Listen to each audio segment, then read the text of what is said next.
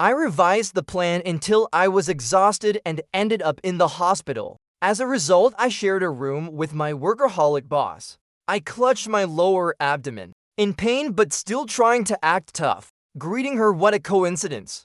Miss White, did you also have your appendix removed? Her gaze shifted from the computer screen to me. She waved me over just as you arrived. Your plan still has a few issues. I forced a strained smile, haha. You're working too hard as well. She looked at me with a hint of resentment and said, someone once said without a big apartment, how could you marry a beautiful girl? If I don't work hard, how can I afford a big apartment? Oh heavens, I think I'm the one who said that. Dear God, if I've sinned, please punish me some other way, not by putting me in the same room with this stingy Miss White. Even appendicitis couldn't stop her workaholic pace. Oh, well, I had to endure it. But why drag me, poor soul, into this? I was furious but didn't dare speak up. Who told her to hold my fate in her hands? She's my direct boss deciding my work. I dragged my sick body, hunched over approaching Miss White's computer screen, squinting at the PPT I'd carefully prepared. You call this fine? Look again, see what's wrong. I glanced up at Miss White. My eyes returned to the PPT. The title used Microsoft Yahoo font size 16 bold. Key content highlighted in red. Subheadings below in light blue. Data presented in tables, with complete calculations, and clear, concise examples. Short, clear, and perfectly visually appealing. Suddenly, a light tap on the back of my head. Miss White's cold voice carried a slight tone. Pig-brained are you? 10 million times 15 is 1.5 million. Are you running a charity? My heart clenched. My appendix began to protest. A sharp pain surged through, making me gasp for breath. The nurse's pleasant voice sounded from behind. What are you doing? You're sick, rest properly. Get back to bed and lie down. I struggled to climb onto the hospital bed lying down. The nurse hung an anti-inflammatory for me, then went to check on Miss White, lifting her shirt. I endured the pain, sneaking a glance, only to accidentally meet Miss White's eyes. Panicking, I turned away, my appendix spasming again. The pain made me cry out loud. After the nurse left, Miss White pulled out her computer again. I was startled, ignoring my own pain. I spoke up to stop her. Boss White, the doctor said to rest properly. She glanced at me, opened the computer, and started typing away. I felt uneasy, fearing she'd call me over to review the plan again. But half an hour passed, and she finally looked up, her face slightly resentful. Glancing at me, I need to earn that big apartment. Your big apartment has nothing to do with me. But she kept staring at me, as if expecting me to respond. My curiosity piqued, or maybe I awkwardly asked why she needed a big apartment. Miss White snorted coldly, saying someone told her without a big apartment, how could you marry a beautiful girl? Oh heavens, I think I'm the one who said that. The nurse announced I'd have my appendix removed that afternoon. I'm scared of blood, scared of pain. Imagining a knife slicing through flesh made my legs tremble. Miss White said I had no backbone. It's just a minor surgery, what's there to fear? Besides, there's anesthesia, it won't hurt. I was still scared. What if the anesthesia wasn't enough? What if the surgery failed? What if the scar wasn't neat? Come here, my panic was interrupted by Miss White. Her natural authority made me instinctively walk to her bedside. I thought she'd point out issues in my plan again, but unexpectedly she set the computer aside, pulled back the blanket, grabbing a corner. My hand moved faster than my brain, instantly pressing down on the back of her hand, blurting out a refusal. Stop it. She said, I just wanted to show you my surgical scar. I pressed her hand down firmly, nodding. I know, but I don't want to see it. I faint at the sight of blood. Seeing a gruesome scar would mess with my mind, even though it was a good chance to glimpse her abs. I worried that one look would make me want to vomit every time I thought of Miss White. But I don't know what Miss White was thinking. She completely ignored my refusal, forcefully pushing my hand away, insisting I look at it. The more she tried to shake me off, the harder I pressed down. Would White let go? No way. I glared at her, using my eyes to show my refusal. My left hand pressed on my right, leaning forward, using all my strength to hold her hand down. resisting her attempts to push me away. She winced in pain, suddenly pulling her hand back. My hand pressed hard on her surgical scar, and my body, due to momentum, fell onto her waist. She gritted her teeth and said, "Wood White, did heaven send you to take revenge on me?" Interrupted by Miss White Frost. My panic before the surgery suddenly vanished. It really was just a minor procedure. Before I could mentally prepare, the surgery was over. When the doctor wheeled me back to the room,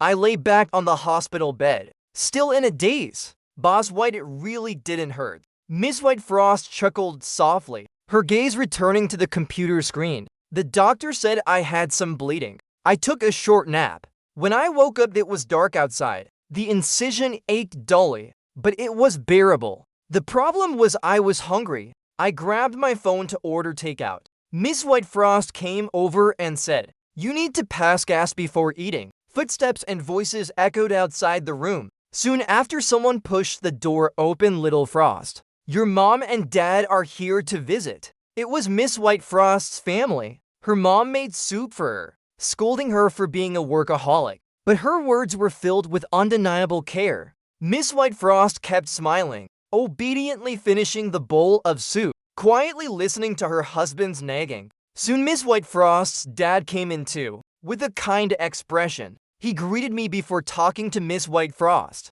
Their family was very warm. Seeing me alone, they struck up a conversation with me. I wasn't used to it, answering awkwardly. The conversation was a stilted question and answer. I looked to Miss White Frost for help. She glanced at me, telling her mom, "Stop asking, he's shy." My face flushed red. Miss White Frost's older sister looked at me, her gaze full of meaning. "Little White, this beautiful girl is." I saw Miss White Frost about to say something, fearing she'd say something earth-shattering. I quickly spoke up, "Hello, sister. I'm Boss White's subordinate." Miss White Frost's sister let out a long "oh," then asked, "Beautiful girl, what did you say your name was?" I felt it was a bit strange, but answered honestly, "My name is Wood White. Just call me Little White." She nodded, looking at Miss White Frost, asking, "Little Frost, when are you getting discharged?" Before Miss White Frost could answer, her mom cheerfully said, "Discharged, no rush.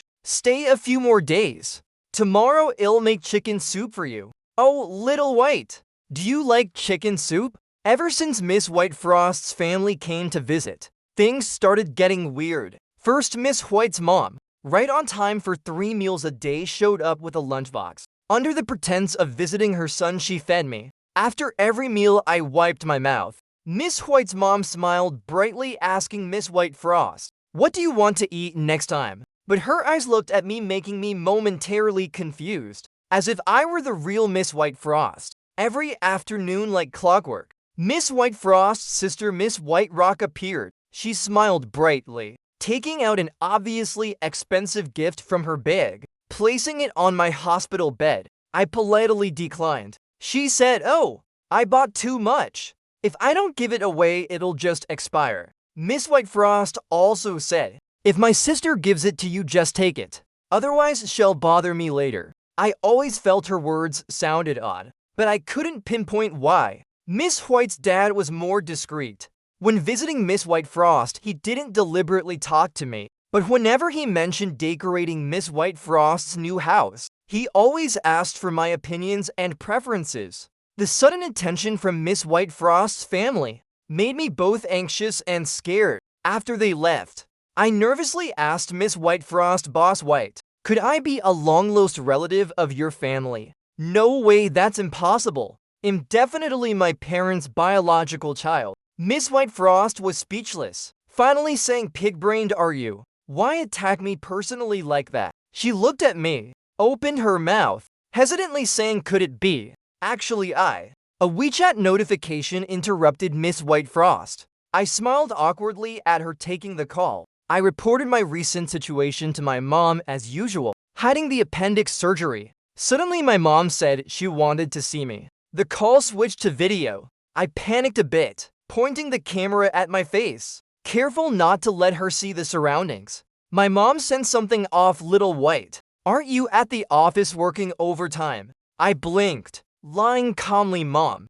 I'm working overtime right now." My peripheral vision caught Miss White Frost facing her computer. An idea struck me. I climbed out of bed, signaling her to scoot over. I held up my phone sitting next to Miss White Frost, my other hand quickly tapping the keyboard, opening the computer's desktop. Then I pressed the video call's flip button, turning the camera. Miss White Frost tilted her head slightly, brushing my elbow. The lens shook lightly. Luckily, the camera was already on the computer screen. I silently sighed in relief, calmly telling my mom, "Look, I'm working overtime. I have work to do. I'll talk to you later, okay?" Just as I was about to end the call, I heard my mom's skeptical voice. "Little White, do you have a girlfriend?"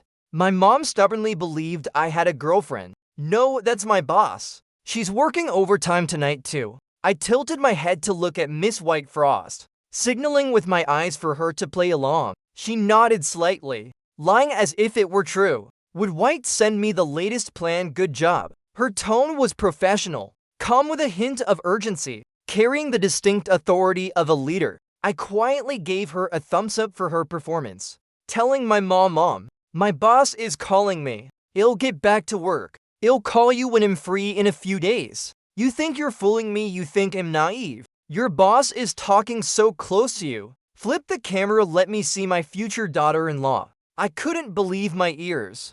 Since when did my mom get so sharp?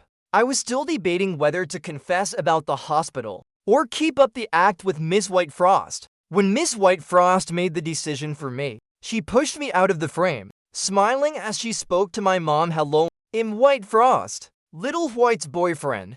Meeting you like this is a bit abrupt. Another day, I'll visit you, answer with Little White." In my stunned gaze, Miss White Frost and my mom chatted more and more animatedly. Anyone listening would think Miss White Frost was my mom's real child. By the time I snapped back to reality, my mom and Miss White Frost had moved on to planning a trip next week. "Little Frost, next week your dad and I have a vacation. We plan to visit you two for a few days and meet officially." I grabbed the phone, quickly stopping my mom. "Mom and Dad, don't come, add to the chaos. It's not like that. Don't come, okay?" My mom smiled brightly, saying, "We're not mainly visiting you. We're visiting Little Frost."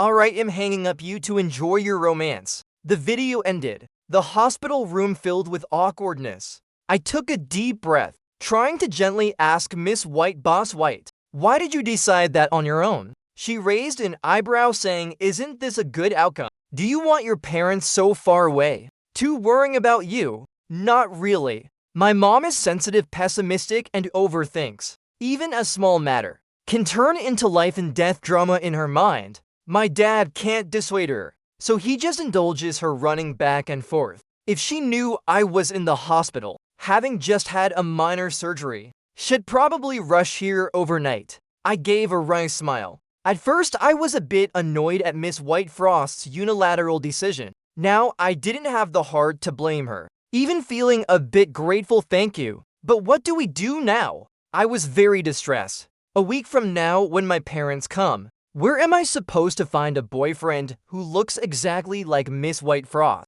Miss White Frost said lightly, "What else can we do? Invite me to be your boyfriend, obviously." Her gaze shifted away. She coughed twice, adding, "I mean invite me to pretend to be your boyfriend. Just deal with it for now." I shook my head, firmly refusing. "Forget it." Miss White Frost's face visibly darkened. She asked me, "What's wrong? Do you look down on me, someone who has to take a loan for a big apartment?" I shook my head seriously, saying earnestly, "Boss White, I'm very serious about relationships. This can't be faked. Don't let my serious tone fool you." In truth, I didn't dare let her pretend to be my boyfriend. I'm a bit of a coward for things I want, but can't have. I give up immediately. But if I get a taste of it, I'll do anything to have it. I was afraid she'd realize I actually had feelings for her. If that happened, I'd cling to her relentlessly, and our relationship would become awkward. Losing love is one thing, but losing my job too. Not worth it. I'd better restrain myself. It's not that I'm insecure, but I'm certain Miss White Frost doesn't like me. She's always calling me pig-brained, ordering me around like a workhorse at the office. I really don't see any sign she likes me. I even suspect she doesn't like women. Miss White Frost is stunningly beautiful, outshining every woman in our company. She turned 28 this year. From how her parents treated me that day, you could tell. Her family is very harmonious. Such an outstanding woman. Almost 30, still single, never had a girlfriend. In modern society, love transcends gender. My colleagues and I have privately discussed Miss White Frost's preferences, but based on our analysis, with her 24-hour work schedule, spending 16 hours at the office, she probably has no time for romance. In the end, we concluded Miss White Frost doesn't like men, or maybe she doesn't like anyone at all. I met Miss White Frost at this company. Back then, I was an intern. She was the team leader in our department. I was assigned under her. Miss White Frost is only 2 years older than me. I heard her family background is impressive, but among the interns in my batch, they weren't as lucky as me. At the time, I didn't want this luck. I've always disliked showing off. Faced with beautiful, stylish people, I feel awkward deep down. I always felt a barrier with outstanding people, trying every way to avoid contact with them. Compared to working under Miss White Frost, I wanted to work under Miss Harp back then. Luckily, a beautiful intern under Miss Harp wanted to switch to Miss White. He wanted to trade places with me. Naively, I went to propose it to Miss White Frost. Miss White Frost glanced at me coolly, muttering pig-brained under her breath, thinking I didn't hear. Then in a normal tone she said, "I don't like it." No switch. In the end, no switch happened. Because of that, she held a grudge. She led the other interns to isolate me. But colleagues at work aren't as pure as school friends, nor as important as childhood friendships. Besides working with Miss White Frost, I barely had time to build personal relationships. The interns isolating me didn't affect me much. Miss White Frost is a workaholic, very strict with subordinates like me, even stricter with herself. The tasks she assigned me often required staying up all night to finish. But whether it was 9 p.m. or 1 a.m., the work reports I sent always got a response within half an hour. I was both glad she never ignored me and annoyed that she replied during rest hours, keeping me on constant alert. During that internship, she drained me, my mind filled only with work, turning me into a workaholic like her. But effort pays off. At the end of the internship, I was the only one kept on permanently. By then, Miss White Frost was promoted to department head. I officially became her minion. She was as diligent as ever, mercilessly squeezing her subordinates. We privately complained, secretly calling her white skinny, but she was also generous. When splitting project profits, she was always fair. Everyone felt hard work would be rewarded. So despite her somewhat inhumane nature, we didn't think of leaving. Once I had severe stomach pain. After work, I went home, ate, and passed out. I couldn't submit the data Miss White Frost requested on time. The next day in the department meeting, she criticized me harshly. The unbearable pain, combined with her public criticism, hurt my pride. I couldn't hold back and burst into tears. Miss White Frost paused the meeting, called me into her office, handed me a tissue. "Why are you crying?" I don't know where I got the courage. Sobbing as I ranted about her being inhumane, not treating subordinates like people, explaining I couldn't submit the data because of my stomach pain. She was silent for a long time, then softly apologized to me, letting me stay in her office while she resumed the meeting. After the meeting, she brought me a cup of cold medicine. I took a sip. She approved my leave request, but didn't let me go home. I curled up on her office sofa, slept for a bit. When I woke up, I found a blanket draped over me. It was dark outside. She was sitting at her desk, seriously revising a plan. She noticed I was awake, her gaze shifting to me, her voice gentle with a hint of guilt. "Did I wake you?" In that moment, I suddenly felt Miss White Frost's charm. From then on, I began to fall uncontrollably. I started looking forward to overtime, loving the feeling when colleagues left, leaving me alone with her in the room. I secretly ordered 2 portions of late-night snacks when bringing them to her office, pretending I accidentally ordered an extra. When reporting work, I couldn't help staring at her, not listening to what she said. When she caught me not listening and scolded me, I foolishly thought her scolding had a hint of affection. I knew this wasn't good. Our company doesn't encourage office romances. Though there's no explicit rule, there's an unspoken one. The reason is that personal emotions can affect work. Back then, Miss Harp and a colleague from another department secretly dated. When it was discovered, Miss Whitefrost gave Miss Harp two choices: transfer to a subsidiary or resign. Miss Harp chose to transfer. To keep her love, I'm not afraid of resigning or transferring. I'm only afraid that if I pour out my heart, we'd become strangers afterward, no longer connected. Since I refused to let Miss Whitefrost pretend to be my boyfriend, she completed her discharge procedures. The next day I was discharged too. I requested 3 days off, planning to rest well for 2 days. But Miss Whitefrost only approved 1 day. After my leave, I returned to the company. Before I could vent my frustration to Miss Whitefrost, her attitude was already colder. In truth, she acted normal, but I still felt she was more distant, colder toward me. Could it be because I refused to let her pretend to be my boyfriend, making her lose face? Would White pack up and come with me to meet Director Lee from the partner company? Miss Whitefrost didn't even look at me turning to leave. My colleague Little Love approached, reminding me, Sister White, be careful these 2 days. White Skinny seems to have just gone through a breakup. Her mood isn't great. I was shocked inside. When did she start dating? Little Love explained, just yesterday. I was at the mall, saw White Skinny with a stylish girl strolling together. They were happy at first, but then the other girl stormed off angrily. I didn't see anything. Miss Whitefrost didn't seem upset. I felt she wasn't just not upset, but in a great mood. On the way to meet Director Lee, she walked lightly, looking relaxed. If I weren't beside her, I bet she'd be whistling a tune. Director Lee from the partner company was a beautiful woman. The moment she saw Miss Whitefrost, she flashed a radiant smile. During the plan presentation, Director Lee, using the excuse of needing to see the PPT, practically leaned into Miss Whitefrost's arms. Miss Whitefrost smiled warmly and politely. When Director Lee got closer, she didn't pull away.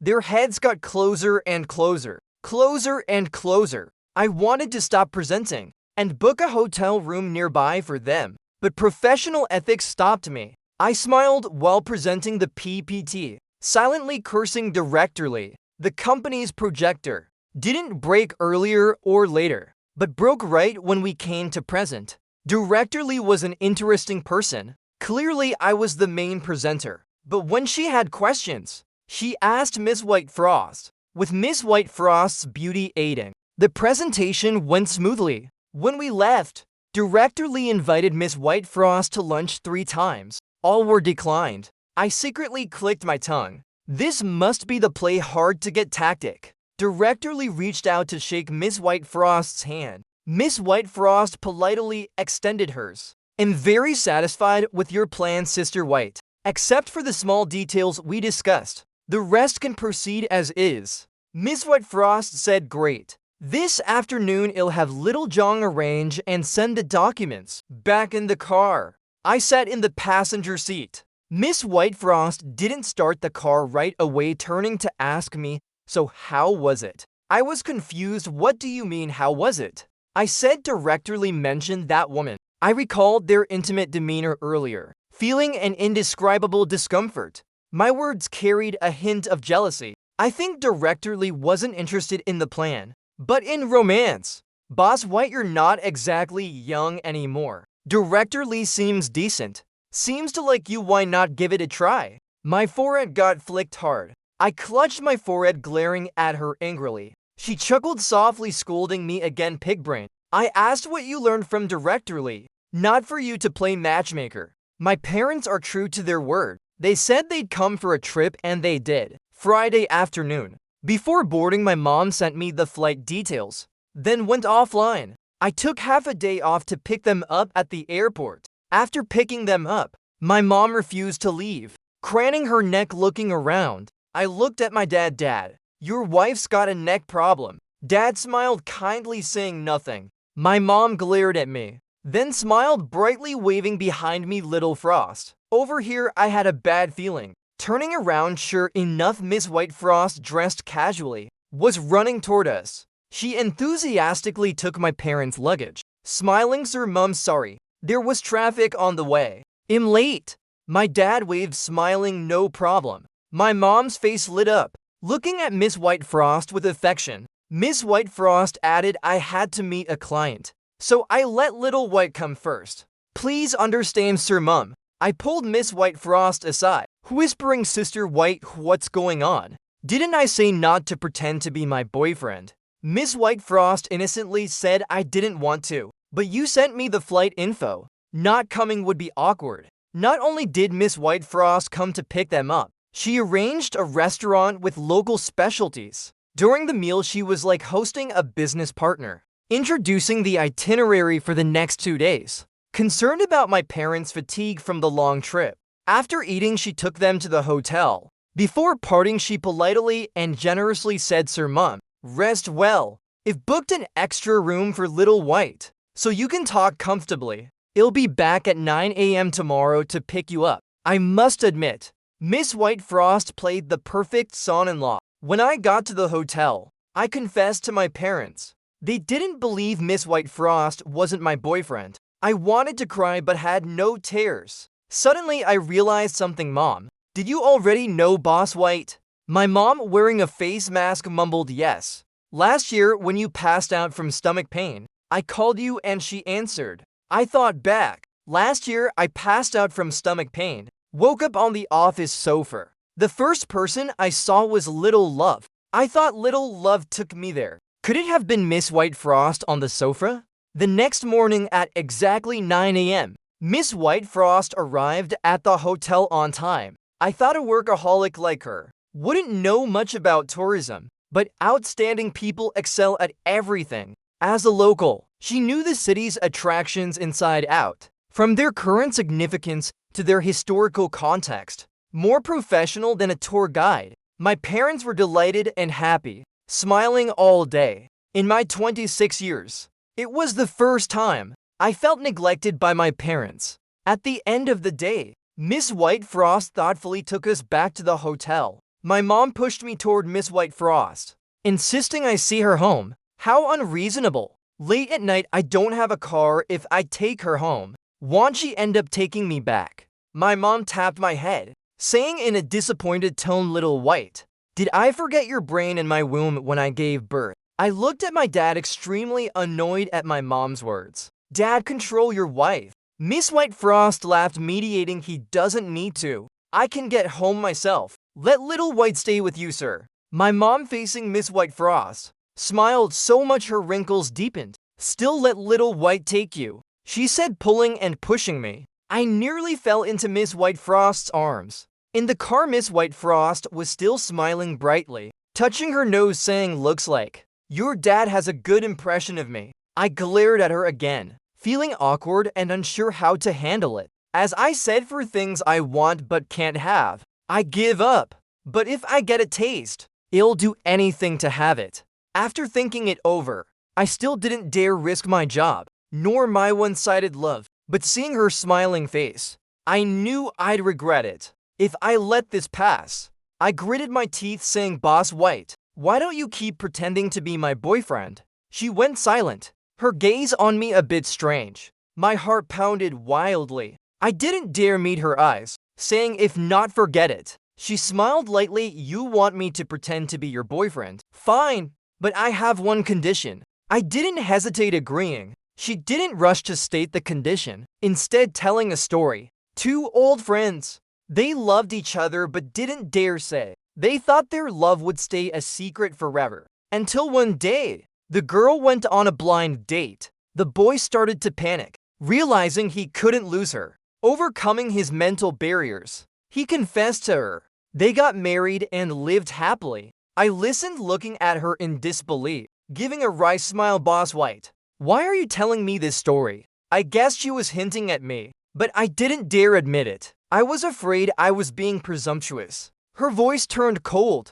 scolding me again, pig-brained. "Why didn't you ask what the condition is?" I took a deep breath, asking, "What's the condition?" She looked straight into my eyes, saying, "The condition is You can't refuse my confession. My heart raced chaotically. I stood up stammering. Boss White, what did you say? She unbuckled her seatbelt, leaning toward me, saying seriously, Wood White, I like you. Will you be my boyfriend? Before I could react, she opened the car door, pushing me out. I clutched my head, not understanding what was happening. She added, Let's date tomorrow. I stood in the night breeze, feeling it mess up my hair, realizing I was standing in front of my house, still dazed.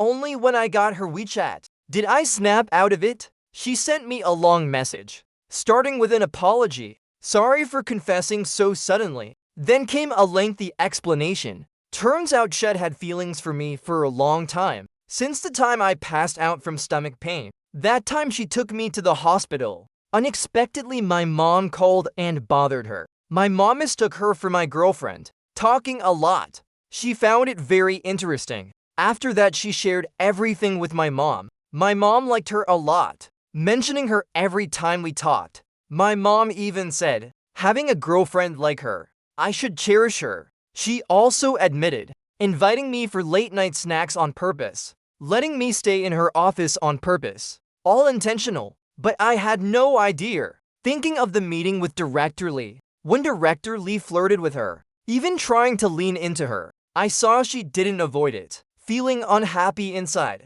Only when she explained that Director Lee was her real sister did I feel relieved. My heart filled with sweetness. She said she was very afraid I'd refuse, but I didn't. I said I agreed to your condition, not to refuse your confession. After saying it, I realized she hadn't confessed a second time. I was fooling myself. I asked her, why decide so suddenly? She said, during the meeting with Director Lee, her sister saw me as her assistant, scolding her for not cherishing a gem like me, a great guy like me. She didn't seize the chance. Her sister even said, if she couldn't commit, she'd pursue me herself. I thought back to Director Lee's intimacy with her, now understanding they were close sisters, nothing more. Then she said, last night she told her parents she liked me. Her parents were surprised. Her mom happily asked, have you confessed yet? She shook her head.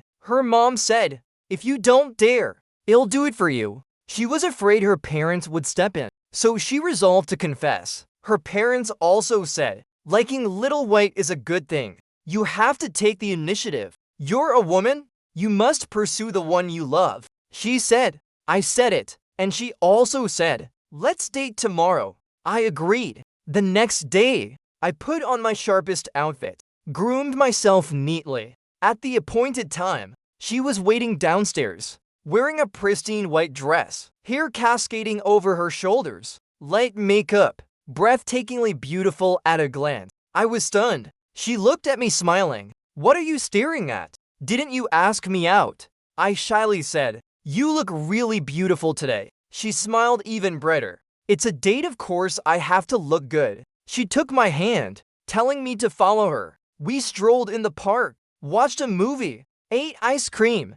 It felt like being back in school. Peaceful, serene. We walked side by side like that, not saying much, but our hearts were close. At the end of the date, she took me home. Before I went inside, she said, Wood White, do you like me? I smiled, honestly saying I really like you. She hugged me, her voice warm, I like you too. I hugged her, feeling love was so beautiful. The next day, we went to work together. Colleagues saw us, their eyes full of surprise. At the office, she looked at me smiling, saying, boyfriend, from now on, you won't have to stay late. From now on, you won't have to work overtime. I smiled, saying, I like working overtime with you. She scolded me, pig-brained. I was endlessly happy. Then she told everyone I was her boyfriend. Everyone was shocked, but still congratulated us. Miss Harb said, I knew you two would end up together. She and I started a new life, going to work together every day, leaving work together, occasionally traveling. Life was very sweet. Once, I asked her, when did you start liking me? She smiled, saying, since the time you passed out from stomach pain. I asked, why didn't you say sooner? She said, She was afraid. Afraid I didn't like her. Afraid I'd refuse. Just like I was afraid she'd refuse. Love is so magical. Two people clearly like each other, but don't dare say, fearing rejection, fearing loss. Later, we talked about marriage. I asked her, "Do you want to get married?" She looked at me, her eyes full of tenderness, saying, "I do. But do you?" I said I do. "I want to be with you forever." She hugged me, her voice sweet. "I want to be with you forever too." We decided to get married. Then came the wedding preparations. I told my parents. My mom was thrilled, telling me to treat her well. My dad was thrilled too, saying, "She's a good woman. Cherish her." We had a romantic wedding. Friends and colleagues came to bless us. At the wedding, she said, "Wood White, thank you for coming into my life."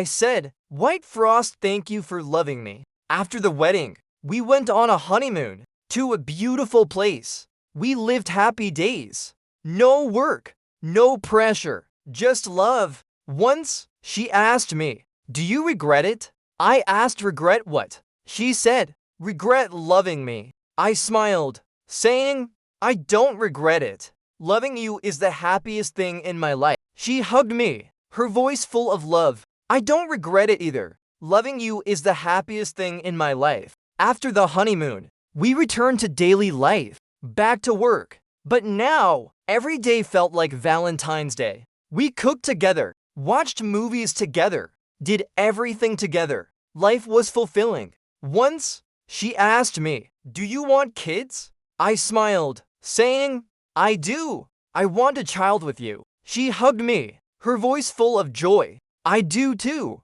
We started preparing for a child. Then, she got pregnant. I was overjoyed, taking care of her every detail. My mom was thrilled too, cooking all sorts of nourishing food for her. My dad was thrilled, telling me to take good care of her. 10 months later, she gave birth to a healthy boy. I was so happy. The child was the fruit of our love. She said, "Wood White, thank you for giving me a family." I said, "White Frost, thank you for giving me a family." We hugged, our eyes full of love. Life went on, and we stayed happy. The child grew every day, so adorable. Once, I asked her, "Do you love me?" She smiled, saying, "I love you." I asked, was it too fast? After asking, I didn't dare meet her eyes. Staring straight ahead, my gaze on her face. Her low voice carried a hint of allure without living together. "Wood White, I want to officially marry, okay?"